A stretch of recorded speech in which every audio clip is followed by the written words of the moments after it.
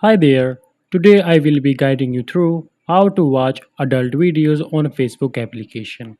Using my method, you will be able to see these kind of video easily. The first thing is open your Facebook application. Once it will be open, if you want to see the adult contents in the Facebook application, make sure you have signed in your account in which you want to see. Now you will see your profile icon at the right top. Simply click on it.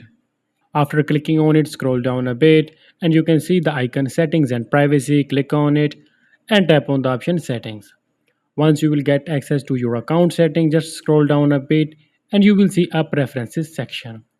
On the first number, you can see the icon content preferences. Click on it and here sensitive content. Just click on it. If the selected option is show less, then click on the option default and tap on the option save.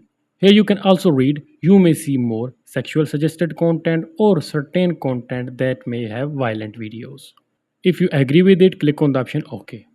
Now you will be able to see more sensitive content on your Facebook application. But if your child is using this account or you have created this account for your child, then I will suggest you to set it on show less. Then your child won't be able to see these kind of content. But if you sure your child will not use it, you are the only one who is using this account, then set it on default and you will be able to see the content, and that's it.